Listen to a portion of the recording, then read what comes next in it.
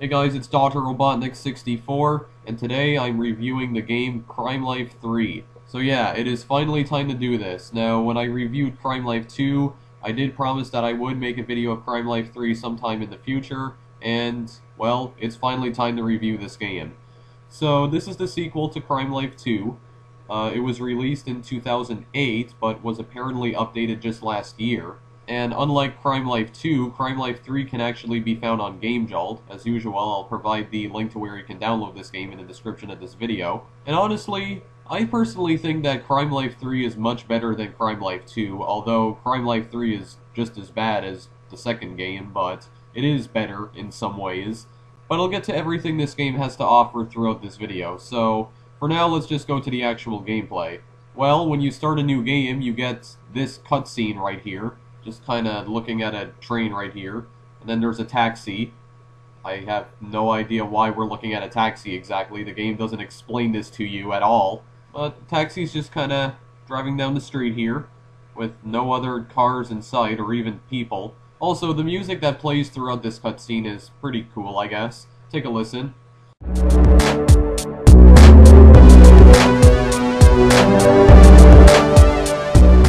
So yeah, that's the music that plays throughout the cutscene, and that tree has amazing textures. Oh, and then part of the city disappears, so that's fantastic.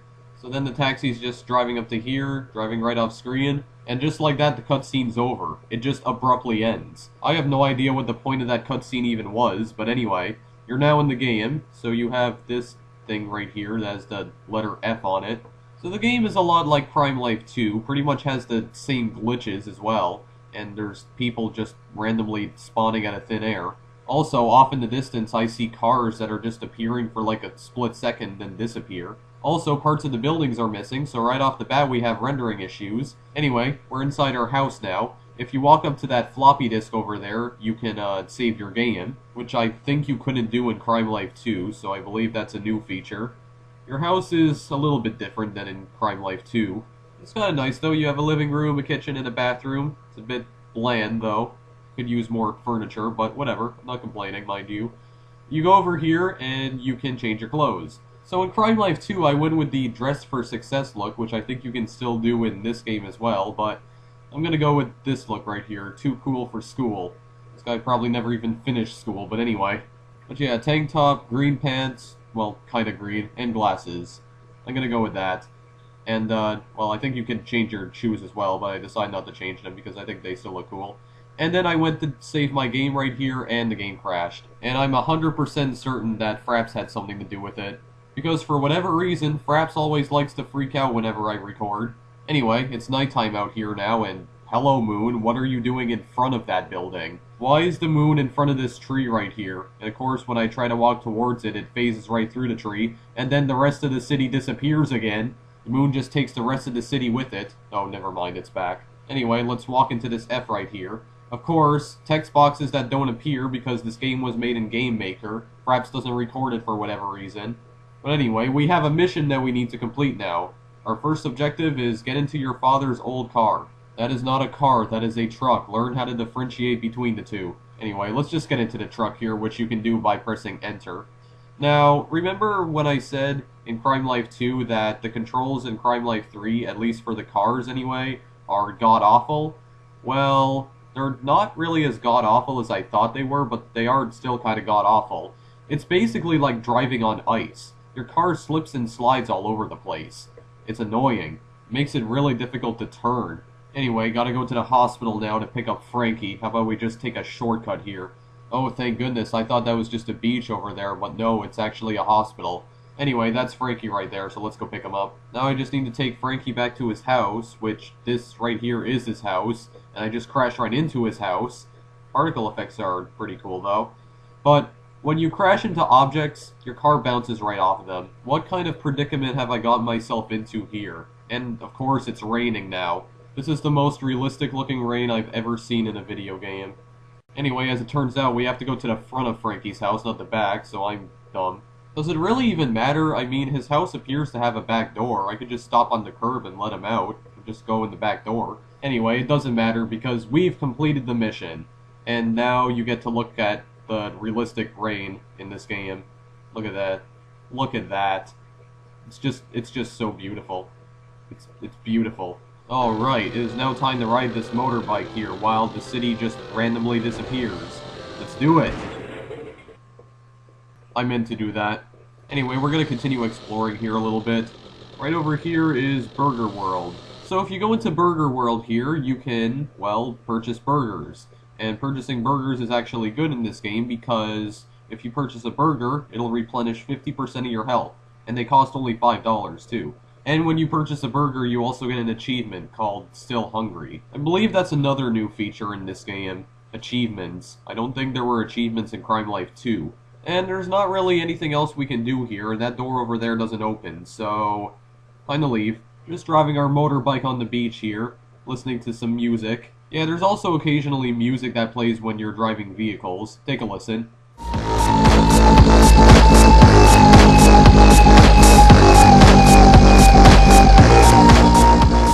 So yeah, Crimelife 3 does have a soundtrack. I'm not really sure if Crimelife 2 did. Anyway, we pick up a weapon here, which I believe is an AK-47. Yep. You can fire by left-clicking. I have no idea why someone would just leave this lying around in the grass over here. And this weapon's also kind of unique. It's a grappling hook. And with the grappling hook, you can do this. Yeah, just fly like Superman towards your vehicle. If I'm not mistaken, I believe you can only do this with vehicles. It doesn't work on, like, actual people. Anyway, just going back towards the city, and I crash into a tree. Terrific. And we are back here in Weapon Nation. Let's see what kind of weapons we have here. We have an RPG-7. That costs $5,000, though, so don't have enough money for that. AK-47, which I believe we already have, because we picked that one up. Just lying on the grass there. Got a shotgun, sniper rifle, way too expensive. At least right now, anyway. Got a pistol, which I think we already have. Pretty sure. Uzi. Let's just walk over here to see the other weapon. Pistol with silencer. We also have grenades, which you can purchase 6 of them for $220. Molotov cocktail. And some armor. Or body armor. Whatever. Still armor. So I think we're going to go purchase the grenades so we can blow stuff up, because that's always fun. And again, we get another achievement for purchasing a weapon. Just remember, though, I do not promote this kind of behavior in real life. I would never do something like this in real life. Like, this kind of stuff is fun to do in video games, but if you think this kind of stuff is fun to do in real life, then please do the world a favor and check yourself into your local mental hospital. Oh, and did I also mention that there are occasional flashes of lightning in the game as well? Kaboom! That didn't even do crap. Yeah, that's another thing, the throwing. The throwing in this game is just so weird. Most of the time, your character doesn't even throw the grenades in the direction you want him to throw them. Wow, I did so much damage to this gas station. All I did was make the gas pumps cease to exist. I hate this motorcycle. It's like trying to drive on ice. I have a grenade. Okay, where did that grenade even go? I don't think it even appeared. There we go. Kaboom. Not even anything left of the motorcycle. All there is now is just a giant crater. Well, two giant craters, really. I have a grenade.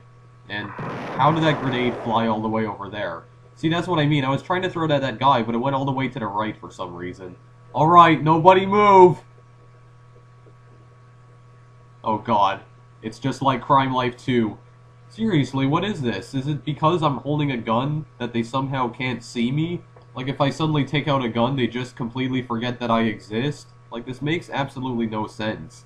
And now it's 3 in the morning, and for whatever reason, the city is completely lit up. What is this over here? I believe we have an accident on the road. Let me go and investigate. Oh, yep. Well, now we do. Okay, I guess that taxi's just taking a shortcut, just driving on the sidewalk. Fine. I thought I was the lawbreaker in this game. I think one of the drivers got out. He appears to be fine. Guy just ran right into the back of him. There's like 6 cars involved here. Wow, this is just really sad. Look at this. They're still trying to drive. They are completely unaware that there are 2 cars blocking their way, and yet they're still trying to get through them somehow. Anyway, I'm gonna go hijack the mystery machine here. Actually, forget that. Let's do another mission. So, this is a racing mission. You need to get a car, and you have to race through all the checkpoints. And that guy over there is stuck for some reason. I have no idea why. Police are coming for him, it seems. But yeah, you have to drive through the checkpoints, which are these glowing blue orbs. And you also have to watch out for cars that just randomly spawn in front of you. That's really fair. Anyway, it's pretty simple. Just follow the arrow and it'll get you to the checkpoint. Keep in mind that you do have a time limit, though. Oh god, I only have 1 second remaining and the finish is right there! Yes! Made it just in time, and I got $200 for that. Mission complete, and there's the moon appearing in front of that building again. So, this is a firefighter mission. You control a fire truck here, and, well, you have to put up fires. So, yeah, you're actually being the hero for once in this game. But you just have to go and put out fires. There are 10 levels, and I believe the fire just randomly appears across the city. So, I believe you left-click in order to spray water at the fire, and that's pretty much all you do. So, once you put out the fire, you'll go to the next level, and as you can see, the fire is in the exact same place as it was in level 1, which is why I believe the fire just appears in random locations. And right here, I thought the fire was all the way out in the ocean there, but, of course, the game's terrible draw distance led me to believe that the fire was all the way out in the ocean. How is there even a fire right here on the sidewalk? Like, what could have possibly sparked the fire right there? Oh, okay, let's just walk right through the fire then, because apparently the humans in this city are immortal. And then the skybox changes because it's 5 o'clock now. Of course. How could I have possibly thought that a fire truck would be able to crash through a small wooden house like that? And now the game's just having a fit. Anyway, we've completed the mission, we get $1,000, and we've also gotten another achievement. While I was exploring the city, I found a basketball, but I can't really seem to do anything with it. The only thing I can really do with it is kick it around. I was hoping I'd be able to shoot some hoops in this game, but I guess that's not going to happen. Anyway, using the money I earned, I bought myself the RPG-7. Now it's time to blow things up, and of course that thing blows up prematurely. Come on, can we destroy this house? No, we can't, because it's indestructible, of course. Police officer didn't even seem to notice what just happened. Alright, think fast. Wow, he just flew right across the fence over there. Okay, he landed all the way over here. Wow, he really did fly across the fence. Of course, the fence is two-dimensional. That makes perfect sense. Actually, why am I calling it a fence? It doesn't even look like a fence, really. Time to blow that little car up over there. That is, if the game complies with me. Come on, just let me blow it up. Come on. Kaboom! Slow motion explosion would be much more cool if the game wasn't lagging. But anyway, yeah, just completely annihilated that car. Oh, here come the cops. Up! I completely missed them. Wow. Okay. Yeah, they just fly all over the place. Wow. All right. Yeah. Blow that car up. I got a 3-star wanted rating. This police truck is no match for me. Get out of here. Wow. Just completely disappeared. Just evaporated.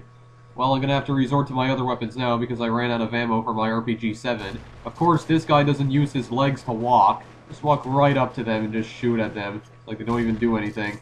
And part of my body just disappeared right there. Wow, that is a lot of bullets in the crotch. Wow, it took like 25 bullets to the crotch to actually take him down. Unfortunately, my reign of terror came to an end because I died, and for some reason I was sent back to the race mission that I already completed. Guess maybe because I didn't save the game or something. Forget this, I'm escaping this city. My truck just fell right through the sand there. But forget it, I'm gonna swim my way out of this city. I'm escaping. I've had enough of this. This is too much for me to handle. I'm done. I am done. I'm swimming back to... I have no idea where I'm swimming back to, but I'm just going to swim back to some undisclosed location. Wow, you can actually swim out pretty far here. And, yep, I can no longer see the city here, so...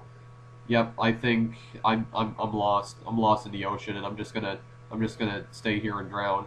Or maybe I won't, because I float, apparently.